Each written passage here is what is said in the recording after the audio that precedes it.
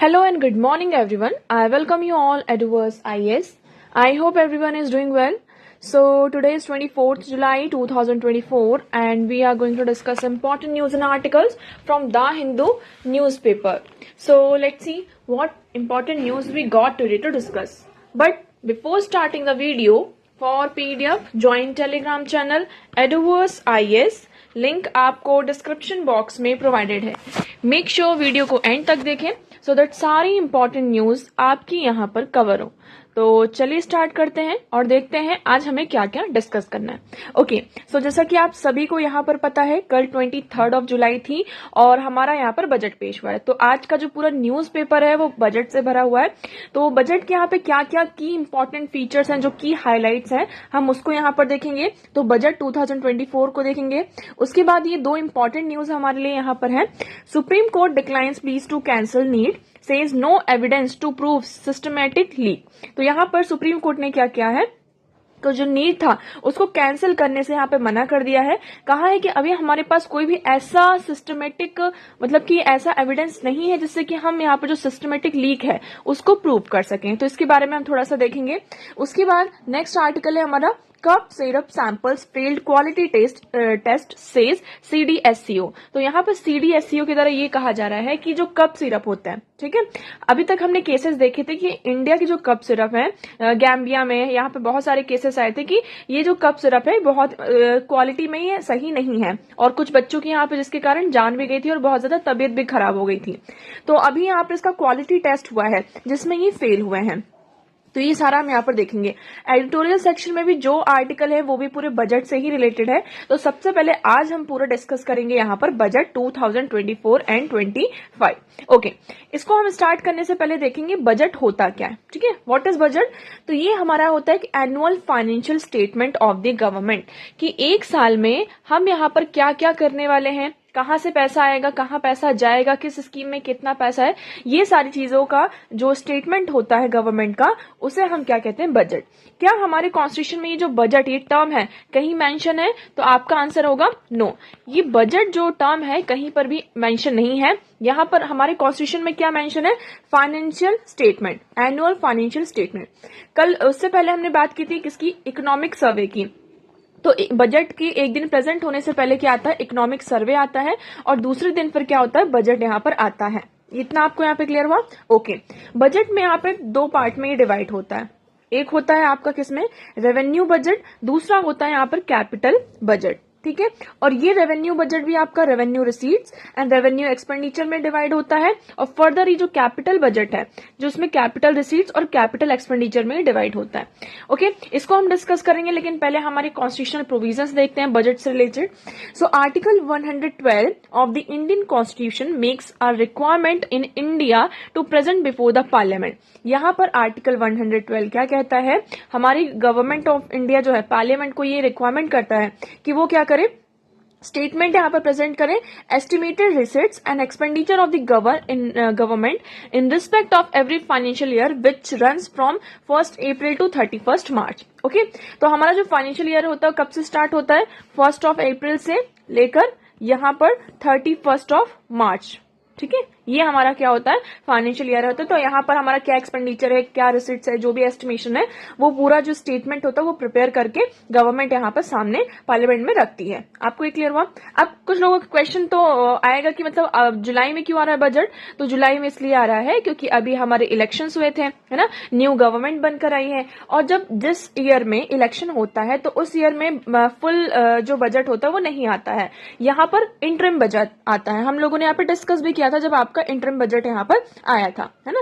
तो interim budget क्या होता है कि जब इलेक्शन वाला ईयर होता है तो उसमें हम क्या कहते हैं, इलेक्शन होने वाले हैं, अब पार्टी रहती है, गवर्नमेंट वो जो प्रेजेंट में गवर्नमेंट है वो रहती है नेक्स्ट टर्म में या नहीं, वो हमें पता नहीं होता है. इसलिए इंटरिम बजट यहाँ पर प्रिपेयर किया जाता है जब तक के लिए, मतलब कि आपका इलेक्शन वगैरह है. उसके बाद गवर्नमेंट जब यहाँ पे चूज होकर आती है फिर वो नया बजट प्रेजेंट करती है. इसलिए अभी हमारा ये वाला जो बजट है 24 एंड 25 का वो जुलाई में यहाँ पर आ रहा है. ठीक है, हमने इसमें बात कर ली। इसमें दो अकाउंट होते हैं आपके मेनली, एक होता है रेवेन्यू अकाउंट, दूसरा होता है कैपिटल अकाउंट। रेवेन्यू अकाउंट क्या होता है, जिसको हम रेवेन्यू बजट भी कहते हैं। ये क्या करता है, that relate to the current financial year and transaction, है ना, जो हमारा करंट ईयर है, जो भी ट्रांजैक्शन वगैरह है वो आपके रेवेन्यू बजट में होते हैं। कैपिटल बजट की बात करते हैं तो that relate to assets and liabilities of the government. इसमें यहाँ पर गवर्नमेंट की जो एसेट्स होते हैं और लायबिलिटीज होती हैं गवर्नमेंट की, है ना। लाइक एसेट की बात करें, जहां से हमारे पास पैसा आ रहा है अच्छा खासा, फॉर एग्जाम्पल एफडीआई वगैरह, यहाँ से जो फॉरेन डायरेक्ट इन्वेस्टमेंट्स होती हैं, तो ये हो जाती है गवर्नमेंट की एसेट्स। लाइबिलिटीज की बात करते हैं कि जो गवर्नमेंट के ऊपर लाइबिलिटीज हैं, फॉर एग्जांपल उनको लोन पे करना है, ये सारी चीजें हैं उनके ऊपर, वो क्या है, लाइबिलिटीज एक तरीके से, तो वो होता है आपका लाइबिलिटी। ठीक है, इतना क्लियर हुआ आपको। अब हम एक बार इसको ब्रेक डाउन करके पढ़ते हैं। तो देखिए, रेवेन्यू रिसिट्स में क्या होता है और रेवेन्यू एक्सपेंडिचर में क्या क्या चीजें होती हैं वो हम देखते हैं। रेवेन्यू रिसिट में रेवेन्यू कहाँ से, रेवेन्यू मतलब हमारे पास पैसे कहाँ से आ रहे हैं, एक तरीके से हमारा रेवेन्यू कहाँ से जनरेट हो रहा है। तो रिसिट में आएगा tax revenue and non tax revenue. इसमें क्या होता है, plan revenue expenditure and non plan. जो कभी कभी ऐसी चीजें हो जाती है ना कि हमारे पास मतलब हमने उसकी प्लानिंग नहीं की है, कुछ होता है एक प्लानिंग की है कि हाँ हमें यहाँ पर एक्सपेंड करना है, ये स्कीम है तो यहाँ पर हमारी स्पेंडिंग ज्यादा होगी। कुछ चीजें कभी कभी ऐसे हो जाती है हम यहाँ पर एक्सपेक्ट नहीं करते हैं, तो वो हमारा होता है नॉन प्लान। ठीक है, capital receipt and capital expenditure. तो कैपिटल एक्सपेंडिचर यहाँ पर जो प्लान कैपिटल एक्सपेंडिचर है और नॉन प्लान कैपिटल एक्सपेंडिचर होता है। कैपिटल एक्सपेंडिचर को हम कैपेक्स भी कहते हैं। आपने ये वर्ड कई बार सुना होगा कैपेक्स, कि गवर्नमेंट यहाँ पर कैपिटल एक्सपेंडिचर पर ज्यादा फोकस करे। ओके, रेवेन्यू रिसिट में हम देखते हैं, तो ये देखिए रेवेन्यू रिसिट, अभी हम ये वाला पॉइंट देख रहे हैं। So these receipts that do not lead to claim on government, that is that they neither create और liability nor decrease an asset of the government. ये आपके दो पार्ट्स में डिवाइड होते हैं, एक tax and non tax revenue. Tax revenue भी आपका फर्दर डिवाइड होता है, जिसमें हमारा होता है डायरेक्ट टैक्स और इनडायरेक्ट टैक्स, है ना। डायरेक्ट टैक्स क्या क्या होता है, लाइक हमारी जो पर्सनल इनकम होती है, कॉर्पोरेशन टैक्स होता है, पर्सनल इनकम टैक्स जो लगता है हमारा, ओके, हमारे सैलरी वगैरह में जो भी होता है। इनडायरेक्ट टैक्स लाइक आपकी जो एक्सरसाइज ड्यूटीज होती हैं, गुड्स एंड गुड्स जो यहाँ पे प्रोड्यूस होते हैं कंट्री में, उसमें जो ड्यूटीज लगाई जाती हैं, कस्टम ड्यूटीज, जो टैक्सेस वगैरह हम क्या करते हैं, इसमें आप यहाँ पर देखेंगे कि जो टैक्स वगैरह हम यहाँ से कहीं बाहर से कोई आइटम आ रहा है किसी फॉरेन कंट्री से, यहाँ पर इंडिया में हम क्या कर रहे हैं, इंपोर्ट कर रहे हैं, तो उस आइटम पर जो टैक्स लगता है उसको हम क्या कहते हैं, कस्टम ड्यूटीज लगाते हैं, जिससे ये हो गया। और जो सर्विस टैक्स होता है तो ये आपका इनडायरेक्ट टैक्सेस में आता है, इससे हमने क्या किया, पैसा इकट्ठा किया। अदर डायरेक्ट टैक्स लाइक आपका वेल्थ टैक्स होता है, गिफ्ट टैक्स होता है, ई स्टेट ड्यूटी होती है ना, तो ये सारे आपके यहाँ पर होते हैं। नॉन टैक्स रेवेन्यू की बात करते हैं, अब हम ये वाले पॉइंट की बात कर रहे हैं, नॉन टैक्स रेवेन्यू। ओके, सो इसमें क्या होता है आपका नॉन टैक्स में, इसमें आपका जो interest receipts on account of loan by the central government. अब सेंट्रल गवर्नमेंट ने कोई लोन लिया है तो उस लोन का इंटरेस्ट भी पेमेंट करना होता है, तो वो सारा किस में आता है, आपका नॉन टैक्स रेवेन्यू में। ठीक है, dividend and profit on investment made by the government, यहाँ पर अगर गवर्नमेंट के द्वारा जो भी डिविडेंड है और प्रॉफिट्स बनाए जाते हैं तो वो आपका नॉन टैक्स रेवेन्यू में इंक्लूड होता है। Fees and other receipts for services render by the government, यहाँ पर कहीं से मतलब गवर्नमेंट को फीस मिल रही है, कुछ भी ऐसी जो सर्विसेज से उनको प्रॉफिट मिल रहा है, तो वो आपका नॉन टैक्स में जाता है ना। और जैसे कि मतलब गवर्नमेंट ने यहाँ पे किसी को जो लोन दिया है, फॉर एग्जाम्पल इंडिया ने यहाँ पे श्रीलंका को लोन दिया है, तो श्रीलंका यहाँ पे पेमेंट करेगा कुछ भी, तो वो जो पेमेंट होकर आएगा वो नॉन टैक्स रेवेन्यू में आता है। Cash grant in from foreign countries, international organisation are also included. यहाँ पर फॉर एग्जाम्पल कोई इंटरनेशनल ऑर्गेनाइजेशन है, इंडिया ने बहुत अच्छा काम किया, तो उनको प्रेज करने के लिए कई बार क्या होता है, यहाँ पर एड वगैरह प्रोवाइड किए जाते हैं, ग्रांट्स वगैरह दिए जाते हैं, है ना, तो वो सारा भी आपका नॉन टैक्स रेवेन्यू में आता है। सो आई होप आपको ये वाला पॉइंट पूरा क्लियर होगा। अब हम बात करते हैं किसकी, कैपिटल रिसिट्स की। कैपिटल रिसिट में क्या होता है आपका, so all those receipts of the government which create liability और reduce financial asset are termed as capital receipt. Okay, तो यहाँ पर क्या है आपका, these receipt can be debt creating और नॉन डेट क्रिएटिंग। तो इसमें जो मनी हम यहाँ पर receive by the way of loan, liability in future repayment is created है। अब इसमें क्या है, आप ऐसा समझिए कि हमने क्या किया, अभी हमें पैसों की जरूरत है तो हमने किसी से लोन ले लिया, तो अभी एक साथ हमने क्या बहुत ज्यादा लोन ले लिया, हाँ फ्यूचर में हमें उसको रीपेमेंट करना है वो अलग बात है, लेकिन अभी तो हमारे पास पैसे आ गए, तो ये आता है money receive by sale of government asset like shares in PSUs. अब गवर्नमेंट के जो यहाँ पे शेयर्स वगैरह है, जब गवर्नमेंट उनको सेल करती है बेचती है तो उससे जो पैसा आता है वो किस में आता है, आपका कैपिटल रिसीट में। मतलब बड़ा बड़ा अमाउंट यहाँ पर आपका आ रहा है। कैपिटल मतलब आप समझिए कि बड़ा अमाउंट ऐसे। तो ये आपका और डिसइन्वेस्टमेंट वगैरह जो होता है, जो एसेट्स वगैरह को सेल किए जाते हैं जो गवर्नमेंट के द्वारा यहाँ पर आपके गवर्नमेंट के पास है, लेकिन गवर्नमेंट उन्हें क्या कर रहा है, गवर्नमेंट को अभी जरूरत है। आपने यहाँ पे देखा होगा ना कि बहुत सारी कंपनीज को डिसइंसेंटिवाइज किया जा रहा है। तो आई होप आपको ये क्लियर होगा। अब हम बात करते हैं रेवेन्यू एक्सपेंडिचर की। अभी कहाँ कहाँ एक्सपेंडिचर की हम बात कर रहे हैं यहाँ पर। So expenditure incurred by purpose that then the creation of physical and financial asset of the central government, है ना। तो इसमें लाइक सब्सिडीज वगैरह जो होती हैं, उसमें जो होता है हेल्थ सब्सिडीज, एक्सपोर्ट और गुड वगैरह में जो भी अंडर प्राइसिंग वगैरह है, तो ये आपका एक्सपेंडिचर में यहाँ पर जाता है रेवेन्यू एक्सपेंडिचर। कैपिटल एक्सपेंडिचर में लाइक यहाँ पर these are the expenditure of the government which result in creation of physical and financial asset और रिडक्शन इन फाइनेंशियल लायबिलिटीज। इसमें मतलब ऐसा होगा कि हम यहाँ पर क्या कर रहे हैं, रोड का कंस्ट्रक्शन कर रहे हैं, ठीक है। अब हमने यहाँ पर रोड का कंस्ट्रक्शन किया तो अभी तो हम इसमें एक्सपेंड कर रहे हैं, बट इन फ्यूचर हमें क्या होगा, इससे फायदा मिलेगा, है ना। रोड आपकी अच्छी हो गई, यहाँ पे हम टोल वगैरह लगा देंगे तो फ्यूचर में हमारा क्या होगा, यहाँ पे फायदा होगा। तो ये कैपिटल एक्सपेंडिचर में आता है। सो इसमें क्या होता है, एक्विजिशन ऑफ लैंड, या फिर हमने कहीं से लैंड लिया, बिल्डिंग बनाई, मशीनरीज, इक्विपमेंट और इन्वेस्टमेंट वगैरह में शेयर किया। तो अभी शॉर्ट टर्म में तो हमें क्या होता है, यहाँ पर हमारा एक्सपेंडिचर हो रहा है, but in a long term हमें इससे क्या मिलेगा, यहाँ पर फायदे मिलेंगे, एसेट का यहाँ पर क्रिएशन होगा। तो ये होता है आपका कैपिटल एक्सपेंडिचर। आई होप आपको ये यहाँ पर सारे पॉइंट्स क्लियर होंगे। ओके, अब हम बात करते हैं हमारे बजट की। तो क्या क्या की फीचर्स है हमारे बजट 2024 एंड 25 के। सो हियर यू विल सी हमारा रोड मैप क्या है कि हमें विकसित भारत को क्या करना है, परस्यू करना है। यहाँ पर 4 मेजर कास्ट है, एरिया है जहां पर हमें फोकस करना। मेनली क्या है आपका फार्मर्स, जिसको हमने कहा है अन्नदाता, पुअर गरीब, तीसरा है हमारा यहाँ पर महिलाएं, विमेन, एंड चौथा है हमारा यूथ, ओके, युवा। बजट की थीम क्या थी, पहला एम्प्लॉयमेंट, दूसरा skilling, MSME and middle class. ये हमारी थीम है कि इन पर हमें ज्यादा से ज्यादा फोकस करना। प्रायोरिटीज क्या क्या है हमारी विकसित भारत की। अब देखिए पहला क्या है हमारा, productivity and resilience in agriculture, ठीक है, कि हमारे एग्रीकल्चर में हम कैसे प्रोडक्टिविटी और रेजिलेंस को ला सकते हैं। लाइक आप इसमें यहाँ पर देखेंगे ट्रांसफॉर्मिंग एग्रीकल्चर रिसर्च, हमें एग्रीकल्चर रिसर्च पर फोकस करना है। आत्मनिर्भरता for oil seed such as mustard, groundnut, sesame, soybean and sunflower, तो इस पर हमें फोकस करना है। उसके बाद रिलीज ऑफ न्यू वेराइटीज, है ना, जो भी अभी जैसे कि हमने कुछ दिनों पहले ही बात की थी कि यहाँ पर डिफरेंट डिफरेंट क्रॉप्स की 100 जो सीड्स हैं, है ना, न्यू वेराइटीज की, वो यहाँ पर रिलीज किया जा रहा है। सो 109 high yielding and climate resilient. अब देखिए क्लाइमेट चेंज हो रहा है तो हमें क्लाइमेट चेंज को पर यहाँ पर क्या करना होगा, अपने पॉइंट में इंक्लूड करना होगा, क्योंकि क्लाइमेट चेंज के कारण सबसे ज्यादा जो इम्पैक्ट हो रहा है हमारे एग्रीकल्चर सेक्टर पर हो रहा है। तो हमारे जो सीड्स होने चाहिए वो क्लाइमेट रेजिलेंट होने चाहिए। Varieties 32 fields and horticulture crop will be release for cultivation by farmer. फिर यहाँ पर क्या है, vegetable production and supply chain, है ना, यहाँ पर जो प्रोडक्शन हो रहा है तो उसका सप्लाई चेन, जो स्टोरेज है, कलेक्शन है, उसकी मार्केटिंग है, इस पर भी हमें क्या करना है, फोकस करना है, प्रमोट करना है।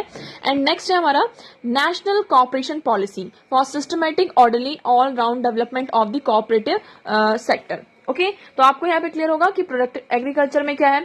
उसके बाद नेचुरल फार्मिंग पर फोकस किया गया है। उसके साथ साथ यहाँ पर shrimp production and export, financing for shrimp farming, processing and export will be facilitated through NABARD. Digital public infrastructure इसमें बात की जा रही, इसमें हम इंश्योरेंस देंगे जन समर्थ बेस्ड ऑन किसान क्रेडिट कार्ड की यहाँ पर बात की गई। उसके बाद हम बात करते हैं एम्प्लॉयमेंट, है ना, एम्प्लॉयमेंट एंड स्किलिंग में। तो इसमें यहाँ पर 3 स्कीम है आपकी, किससे रिलेटेड, एम्प्लॉयमेंट से रिलेटेड, इंसेंटिवाइज करेगी। पहली क्या है, आप यहाँ पर देखेंगे ये पीएम पैकेज है, okay, PM package. So 1 month wage to new entrants in all formal sector in 3 instalment up to 15,000। Okay, तो इसमें क्या है, जो 1 मंथ वेज है उसके अकॉर्डिंग आपको 3 इंस्टॉलमेंट में यहाँ पर फॉर्मल सेक्टर में क्या हो सकता है, मिल सकते हैं। एक्सपेक्टेड यहाँ पर जो यूथ होंगे हमारे क्या 210 लाख तक को हो गया। ये हमारी फर्स्ट टाइम स्कीम है। सेकंड यहाँ पे job creating in manufacturing sector पर, जैसे कि आप सभी को पता है कि हमारी गवर्नमेंट कितना ज्यादा फोकस कर रही है, तो मैन्युफैक्चरिंग से क्या होगा, जॉब का ज्यादा से ज्यादा क्रिएशन होगा, है ना।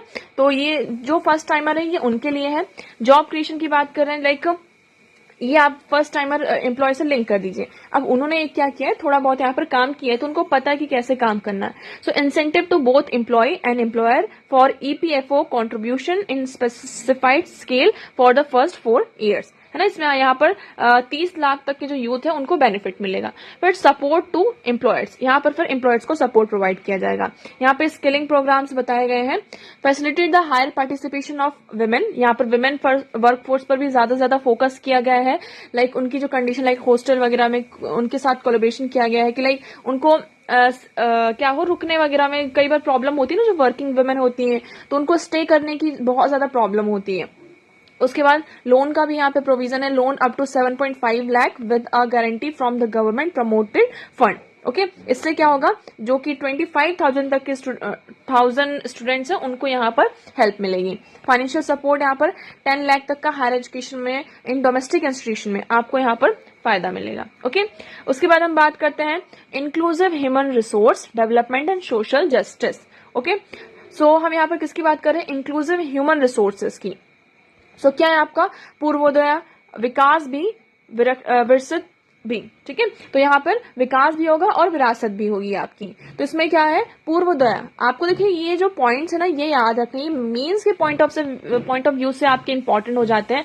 आप इनको कोट कर सकते हैं। देखिए ऐसा तो आपको ऐसे याद नहीं होगा, लेकिन आप इसके जो की पॉइंट्स हैं, है ना, जो प्रायोरिटीज एरिया है, तो उससे यहाँ पर एक फ्लो चार्ट बनाकर उसमें जो इंपॉर्टेंट पॉइंट्स हैं, है ना, जो इस तरीके के वर्ड्स हैं, आप इनको यहाँ पर इंक्लूड कर सकते हैं। सो इसमें क्या है, विकास भी, विरासत भी होनी चाहिए, है ना। तो इसमें जो ईस्टर्न पार्ट ऑफ कवरिंग है, like Bihar, Jharkhand, West Bengal, Odisha, Andhra Pradesh, for generation of economic opportunities to attend Viksit Bharat, तो इसमें यहाँ पर इंडोर किया गया है। उसके बाद अमृतसर, कोलकाता इंडस्ट्रियल जो कॉरिडोर्स है, development of an industrial node at Gaya, allocation of 3 lakh crore for scheme benefiting women and girls, यहाँ पर 3 लाख तक की करोड़ तक की स्कीम से यहाँ पर लेकर आएगा, जिससे कि क्या होगा, गर्ल्स और वुमेन को यहाँ पर फायदा होगा। फिर क्या है, प्रधानमंत्री जनजातीय उन्नत ग्राम अभियान, ये क्या है, प्रधानमंत्री जनजातीय उन्नत ग्राम अभियान। इसमें क्या होगा, improving the socio economic condition of tribal communities. इसमें हम किसके, जनजातीय मतलब ट्राइबल कम्युनिटीज को यहाँ पर उनकी जो कंडीशन है, सोशियो इकोनॉमिक कंडीशन, उसको इंप्रूव करने के लिए 63,000 जो विलेजेस हैं उनको 5 और जो वहां पर 5 करोड़ से भी ज्यादा ट्राइबल पीपल्स हैं उनको बेनिफिट प्रोवाइड करने की बात की जा रही है। Okay, more than 100 branches of India post payment bank will be set up in north east region. तो नॉर्थ ईस्ट जो हमारा रीजन है वहां पर इंडिया पोस्ट पेमेंट का यहाँ पे बैंक को सेटअप किया जाएगा। फिर आंध्र प्रदेश रिकॉग्नाइजेशन एक्ट भी आया है, जिसमें कहा जाए फाइनेंशियल सपोर्ट क्या है आपका 15,000 करोड़ रुपीस तक का होगा। ओके, फिर completion of Polavaram irrigation project ensuring food security of the nation. Okay, next हम बात करते हैं यहाँ पे मैन्युफैक्चरिंग एंड सर्विस सेक्टर में आते हैं। सो इसमें क्या क्या है आपका, न्यू असेसमेंट मॉडल आया आपका एमएसएमई क्रेडिट के लिए। मुद्रा लोन, आप लोगों को यहाँ पर ये पता होगा, Mudra loans the limit enhance to 50 lakh from the current to 10 lakh under the Tarun category. तो यहाँ पर कैटेगरीज है, तरुण कैटेगरीज। तो पहले क्या था, आपको 10 लाख तक का लोन था, अब इसकी लिमिट क्या है, बढ़ाकर 20 लाख रुपीस कर दी है। क्रेडिट सपोर्ट टू एमएसएमई, यहाँ पर जो स्ट्रेस पीरियड है तो उसमें एमएसएमई सेक्टर में अगर कोई ऐसा टाइम आता है बहुत ज्यादा स्ट्रेस है सारी, तो उसको क्रेडिट सपोर्ट प्रोवाइड किया जाएगा। Credit guarantee scheme for MSME in manufacturing sector, enhance scope for mandatory onboarding the TREDS, MSME unit for food and irrigation quality and safety testing। इतना आपको यहाँ पे क्लियर है। इंटर्नशिप अपॉर्चुनिटी की भी यहाँ पे बात की गई है, like scheme for providing internship opportunities in 500 top companies to 1 crore youth in 5 year. तो 5 सालों में यहाँ पर जितनी भी टॉप कंपनीज हैं, है ना, वहां पर आपको इंटर्नशिप अपॉर्चुनिटी भी प्रोवाइड किया जाएगा। और आपका जो अलायंस होगा, मतलब 5,000 रुपए मंथ भी आपको 5 से 6,000 रुपए यहाँ पर मंथ में इंटर्नशिप के तहत मिल जाएगा। फिर हमारा अर्बन डेवलपमेंट की बात करते हैं। सो अर्बन डेवलपमेंट क्या है आपका, stamp duty, street markets, transit oriented development and water management, ये है हमारा अर्बन डेवलपमेंट कि हमें अर्बन डेवलपमेंट पर भी फोकस करना है। तो स्टैम्प ड्यूटी में क्या होगा, तो इसमें क्या करेंगे, जो हमारे स्टेट्स है तो जो लोअर स्टैम्प ड्यूटीज हैं, है ना, for properties purchase by women, इसको इंकरेज किया जाएगा कि वुमेन ज्यादा से ज्यादा क्या करें, यहाँ पे परचेस करें। जो स्ट्रीट मार्केट्स हैं, जिसको हम आपके होते हैं ना स्ट्रीट मार्केट्स। तो envisaging the scheme to develop 100 weekly haats और street food hubs in selected cities. तो यहाँ पर कुछ सिटीज को सेलेक्ट किया जाएगा और उसमें हर वीकली में ये कहा जा रहा है कि 100 से ज्यादा जो हार्ट्स हैं, ये स्ट्रीट मार्केट्स हैं, उनको डेवलप किया जाएगा। ओके, वाटर मैनेजमेंट की यहाँ पे बात की जा रही है कि जो प्रमोट करना है हमें water supply, sewage treatment, solid waste management projects and services for 100 large cities through bankable projects. Okay, housing की नीड्स बात करते हैं। आपका पीएम आवास योजना अर्बन 2.0 है। इसमें क्या है, needs of 1 crore urban poor and middle class families will be addressed with a investment of 10 lakh crore, है ना। तो यहाँ पर 10 लाख करोड़ रुपीस का पूरा इन्वेस्टमेंट किया गया है। तो जो भी यहाँ पे पुअर फैमिलीज और मिडिल क्लास फैमिलीज है, उनकी नीड्स को पूरा किया जाएगा। ओके, नेक्स्ट हम बात करते हैं अब एनर्जी सिक्योरिटी। ये इंपॉर्टेंट, ये भी हमारे लिए इंपॉर्टेंट है। लाइक इसमें इनिशिएटिव्स क्या क्या लिए गए हैं, initiatives with private sector in nuclear energy. की प्राइवेट सेक्टर को हमें क्या करना है, ज्यादा से ज्यादा हमें इंक्लूड करना है। Setting up Bharat small reactors, है ना, हमें भारत स्मॉल रिएक्टर्स को सेटअप किया जाएगा, जिसमें हम क्या करेंगे, जो रिसर्च और डेवलपमेंट है इसको और ज्यादा बढ़ाएंगे। फिर है हमारा क्या, pumped storage policy. Pumped storage policy क्या है, फॉर इलेक्ट्रिसिटी।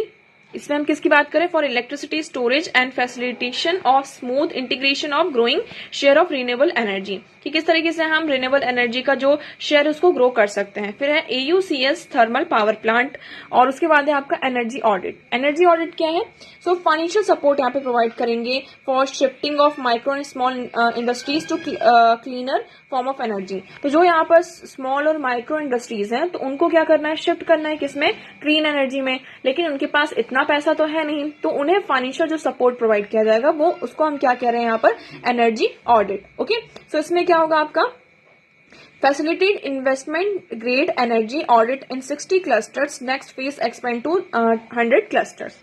आई होप आपको यहाँ पर क्लियर होगा। सो आप यहाँ पर देखेंगे पीएम सूर्य घर मुफ्त बिजली योजना। तो पीएम जो सूर्य घर मुफ्त बिजली योजना, इसमें क्या है, 1 crore household obtain free electricity. यहाँ पर जो 1 करोड़ हाउस होल्ड हैं, उनको फ्री इलेक्ट्रिसिटी प्रोवाइड करने की बात की जा रही है, up to 300 units every month. मतलब कि अगर आप हर महीने 300 यूनिट जलाते हैं, तो आपको यहाँ पर बिल वगैरह नहीं देना पड़ेगा। ये 1 करोड़ जो हाउस होल्ड है, सिर्फ उनके लिए है। फिर 1.28 crore registration and 14 lakh application so far अब तक यहाँ पर आ चुके हैं। फर्दर देखते हैं क्या होता है। ओके, इंफ्रास्ट्रक्चर की बात करते हैं अब हम। So provision of 11,11,11 crore for infrastructure, मतलब कि यहाँ पर 3.4% GDP का किस में जा रहा है, आपका इंफ्रास्ट्रक्चर में जा रहा है। 1.5 lakh crore to state as long term interest free loans to support resources allocation. तो यहाँ पर 1.5 लाख करोड़ रुपीज तक का जो लोन है, वो स्टेट्स को दिया जाएगा लॉन्ग टर्म सपोर्ट प्रोवाइड करने के लिए। फेज 4 ऑफ PMG, जो प्रधानमंत्री यहाँ पर SY will be launch to provide all weather connectivity to 25,000 rural habitation. Okay, फिर हम बात करते हैं यहाँ पर इरिगेशन एंड फूड मिटिगेशन की। इसमें क्या है आपका, so financial support for a project with estimated cost of 11,500 crore such as Kosi Mechi intrastate link and 20 other ongoing and new schemes यहाँ पर आ रही हैं। तो यहाँ पे जो फ्लड मैनेजमेंट है, इससे related like projects in Assam में, सिक्किम में, उत्तराखंड में, उसको असिस्ट किया जाएगा कि हमें फ्लड मिटिगेशन करना है। Okay, assistant for reconstruction and rehabilitation in Himachal Pradesh. तो जो यहाँ पर ये ऐसे एरियाज हैं, ऐसे स्टेट्स हैं जहां पर फ्लड वगैरह ज्यादा आता है, इरिगेशन की यहाँ पे बहुत ज्यादा प्रॉब्लम है, तो उसको हम कैसे मिटिगेट करें, इसके लिए है यहाँ पर। ओके, उसके बाद हम बात कर रहे हैं इंफ्रास्ट्रक्चर में ही टूरिज्म। ओके, तो टूरिज्म को development of Vishnupad temple corridor and Mahabodhi temple corridor model on Kashi Vishwanath temple corridor, इसका डेवलपमेंट किया जाएगा। हम यहाँ पर development initiative for Rajgir will be undertaken which hold religious significance for Hindus, Buddhist and Jain के लिए। फिर यहाँ पे जो नालंदा है, उसको डेवलप किया जाएगा एज अ टूरिस्ट सेंटर। अभी आप सब इसको रिवाइव किया गया, आप सभी नालंदा यूनिवर्सिटी के बारे में आपने सुना ही होगा कि इसको फिर से रिवाइव किया गया है। Assistance to development of Odisha scenic beauty, temples, monuments, craftsmen, wild sanctuaries, natural landscape and pristine beaches making it ultimate tourism destination. Okay, innovation, research and development की बात करते हैं यहाँ पर। ऑपरेशनलाइजेशन ऑफ दी अनुसंधान नेशनल रिसर्च, यहाँ पर जो अनुसंधान नेशनल रिसर्च है, अभी इसके बारे में हमने कई बार यहाँ पर वो भी किए हैं, आर्टिकल्स भी यहाँ पे बहुत सारे आए थे अनुसंधान नेशनल रिसर्च में, है ना, जिसमें हमने कहा था कि प्राइवेट सेक्टर को भी हमें इंक्लूड करना है हमारा, और जो कॉलेजेस हैं, लैब्स वगैरह हैं, इंस्टीट्यूशन है, उन्हें भी और ज्यादा इंक्लूड करना है। ठीक है, फिर हम बात करते हैं नेक्स्ट जनरेशन रिफॉर्म की।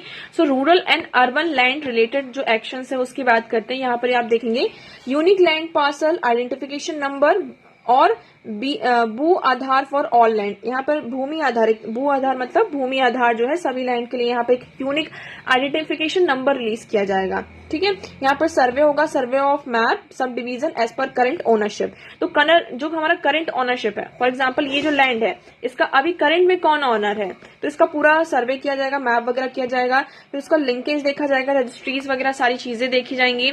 सो land record in urban area will be digitalized with GIS mapping. Okay, digitalization of cadastral map and establishment of land registry. तो हम यहाँ पर ये इंश्योर करेंगे कि जो भी लैंड है उसकी पूरी यहाँ पे प्रॉपर रजिस्ट्री हो। ओके, सो आई होप आपको यहाँ पे क्लियर होगा। फिर टैक्सोनॉमी फॉर क्लाइमेट फाइनेंस, यहाँ पर टैक्सोनॉमी की बात की गई है। Enhancing the availability of capital for climate adaptation, mitigation and related जो इन्वेस्टिगेशन है। FDI को देखा जाएगा, FDI एंड ओवरसी जो इन्वेस्टमेंट है इसको सिंप्लीफाई किया जा रहा है, जिससे कि हम FDI को यहाँ पर और ज्यादा फैसिलिटेट कर सकें। MPS वात्सल्य, है ना, ये प्लान है for contribution of parent and guardian for minors. तो यहाँ पर जो हमारे पेरेंट्स और गार्जियंस हैं वो माइनर्स के लिए क्या कंट्रीब्यूशन यहाँ पे क्या कर सकते हैं, तो MPS वात्सल्य। इंप्रूवमेंट ऑफ डेटा गवर्नेंस, यहाँ पर डेटा गवर्नेंस को हम कैसे इंप्रूव कर सकते हैं उसकी बात की है। और न्यू पेंशन स्कीम जो है, a solution that address the relevant issue, protect common citizen and maintain fiscal prudent will be formed. Okay, अब यहाँ पर बात की रोबस्ट इकोनॉमिक फाउंडेशन की, किस तरीके से हमारी इकोनॉमी में फाउंडेशन हुआ है। अब टैक्स प्रपोजल की बात करते हैं। जो टैक्सेस है उसको थोड़ा सिंप्लीफाई किया गया है। जो review of income tax act 1961 को यहाँ पर रिव्यू किया गया है। फिर यहाँ पर जो simplification of charities and TDS को सिंप्लीफाई किया गया है। लिटिगेशन और अपील्स हैं और डीपनिंग द टैक्स बेस है। ओके, अब आप सभी को यहाँ पर बता दिया जाए जो कस्टम ड्यूटीज है उसमें चेंजेस किए गए हैं। ठीक है, तो जो फुली यहाँ पर जो 3 जो कैंसर की मेडिसिन है ना, उसको फुली कस्टम ड्यूटीज से क्या कर दिया गया, एग्जाम कर दिया गया। मतलब क्या होता है, हम दूसरी कंट्री से यहाँ पर मेडिसिन लेकर आते हैं तो उसमें कस्टम ड्यूटी होती है, टैक्स लगाया जाता है, तो उसको पूरी तरीके से अब एग्जाम कर दिया। अब हम उसको मतलब उसका जो प्राइस होगा वो कम हो जाएगा। पहले क्या, जैसे कि हमने ये आइटम किसी दूसरी कंट्री से लिया तो उसमें उसका आइटम का जो प्राइस है फॉर एग्जाम्पल 100 है, लेकिन इसमें टैक्स लग गया कितने, 50 रुपए, तो ये टोटल हमें इसका कॉस्ट कितना मिला, 150। लेकिन ये 50 रुपए हटा दिए गए तो अब हमें सिर्फ 100 रुपीज पे करने होंगे, तो ये क्या होगा, अफोर्डेबल हो जाएगी। यहाँ पर जो DCDS for 15% on mobile phone, mobile PCBA and chargers पर 15% रिडक्शन हुआ है। मोबाइल इंडस्ट्रीज को इसमें फायदा होगा। जो गोल्ड है आपका, सिल्वर है, उसमें 6% जो कस्ट और प्लेटिनम में 6.4% यहाँ पर रिडक्शन हुआ है। तो डोमेस्टिक वैल्यू एडिशन किया गया है। Reduced BCD on shrimps and fish जो फीड्स हैं इसमें आपका एग्जेप्शन मिला है। Exempted more capital goods for manufacturing for solar cell panel, तो इसमें जो हमारे एनर्जी ट्रांजिशन में हमें सपोर्ट मिलेगा। ओके, अब हम बात करते हैं डायरेक्ट टैक्स की, मतलब कि यहाँ पर जो हम डायरेक्टली गवर्नमेंट को टैक्स पे करते हैं उसकी बात करते हैं। तो पहले देखते हैं, आप ये सिंप्लीफाई किया गया है जो हमारी न्यू टैक्स रिजीम है। अगर आप साल भर का 0 से लेकर 3 लाख रुपए तक कमाते हैं तो आपको कोई भी टैक्स पे नहीं करना होगा। अगर आप 3 से 7 लाख तक कमाते हैं तो आपको 5% है। 7 से 10 लाख तो आपको 10%, 12 से 10 to 12 लाख है तो आपको 15%, 12 to 15 लाख है तो आपको 20, एंड 15 लाख से अगर आपके ऊपर है और 15 लाख तो आपको 30% यहाँ पे टैक्स देना होगा। ओके, तो इतना आपको यहाँ पर क्लियर हुआ। रुपीज कहाँ से आती है और कहाँ को जाती है, ये हमारे लिए सबसे ज्यादा इंपॉर्टेंट है। तो रुपीज कम्स फ्रॉम, मतलब हमारे पास गवर्नमेंट के पास पैसा कहाँ कहाँ से आता है। तो बोरोइंग एंड अदर जो लाइबिलिटीज हैं, जहां से मतलब हमने लोन वगैरह ये सारी चीजें ली, तो उससे 27% पैसा कहां से आता है। जो नॉन टैक्स रिसीट्स है उससे 9%, नॉन डेट कैपिटल रिसीट से 1%, जो कस्टम ड्यूटी वगैरह जो लगाते हैं उससे 4%, कॉर्पोरेशन टैक्स से हमारा 17%, जो GST और जो अदर टैक्सेस है उससे हमारा 18% आता है। यूनियन एक्सरसाइज जो ड्यूटीज होती है इससे 5%, और इनकम टैक्स से 19% जो है हमारा यहाँ पर इनकम आती है ना। रुपीज जाता कहाँ कहाँ है वो भी देखिए।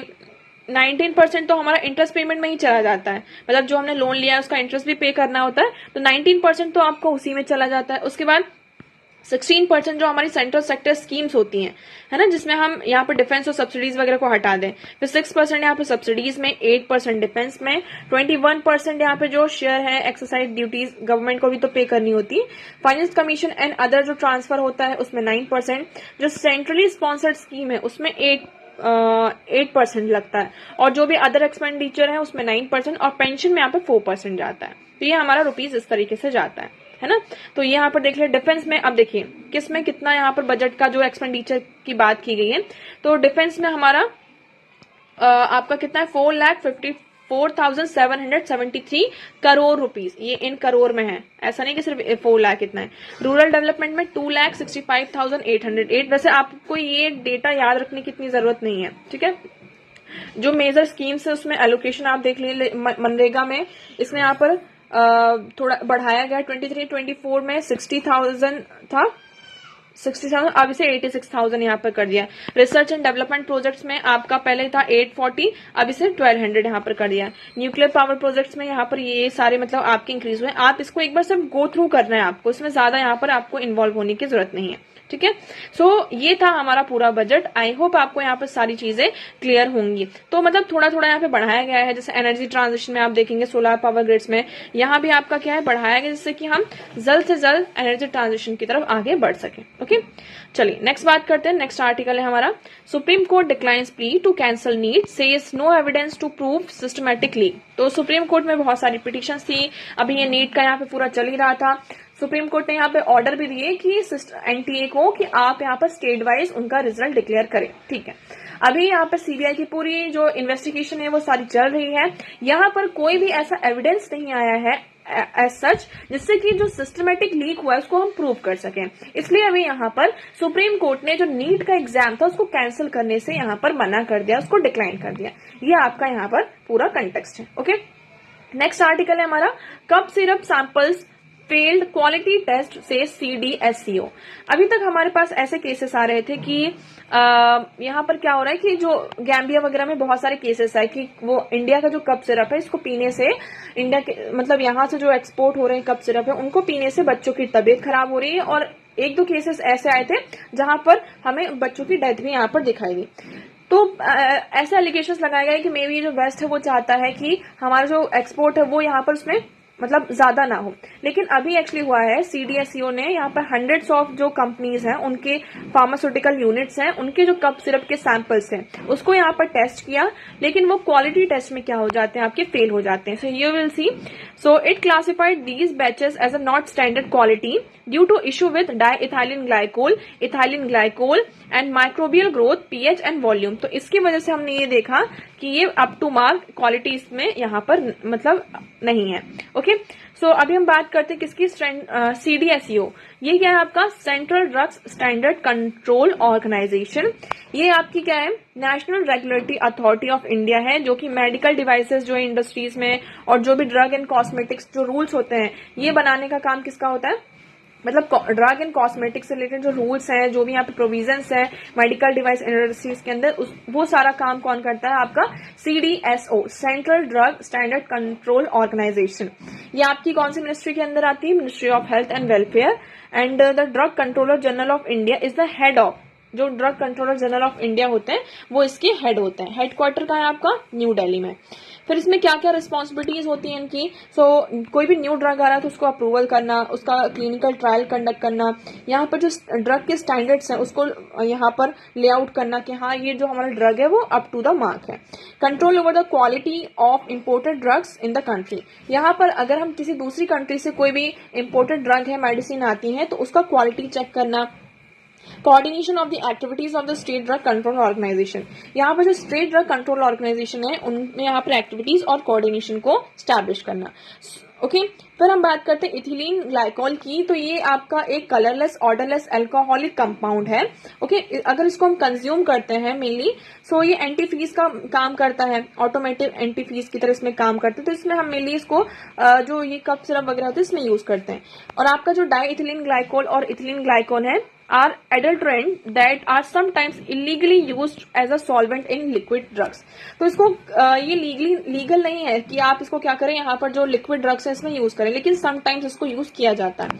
सो diethylene glycol and ethylene glycol may be used by the pharma companies as an alternative to non-toxic solvents such as glycerin, propylene glycol and cost। तो इसमें मेनली क्या होता है, सिरप वगैरह जो होता है उसमें ग्लिसरीन एंड प्रोपिलीन ग्लाइकोल का यूज किया जाता है, लेकिन इसका कॉस्ट थोड़ा ज्यादा होता है। तो कॉस्ट को अपने कट करने के लिए यहाँ पर जो फार्मास्यूटिकल कंपनीज होती हैं they use diethylene glycol and ethylene glycol. तो ये सारी प्रॉब्लम्स है।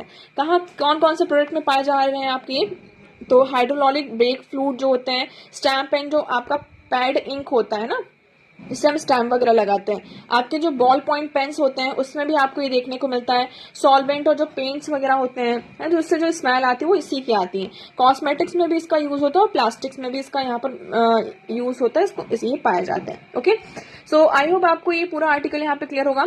सो आज की न्यूज़पेपर में इतने ही इंपॉर्टेंट आर्टिकल्स थे और यहाँ पे बजट से रिलेटेड जो भी इंपॉर्टेंट पॉइंट्स थे हमने सारी चीजें यहाँ पे डिस्कस करी। पीडीएफ आप लोगों के साथ शेयर कर दिया जाएगा, तो आप लोग बस इसको एक बार गो थ्रू करना है आपको, है ना, कैसा क्या यहाँ पर सारी चीजें हैं। सो आई होप अब आपको सारी चीजें क्लियर होंगी, बट स्टिल अगर कोई भी डाउट है आपको तो आप फ्रीली कमेंट सेक्शन में कमेंट करके पूछ सकते हैं। वीडियो कैसा लगा एक बार कमेंट सेक्शन में जरूर बताइएगा। अगर पसंद आया हो तो इसे लाइक करना, चैनल को सब्सक्राइब एंड शेयर करना ना भूलें। So that's for all today. Thank you so much for discussion.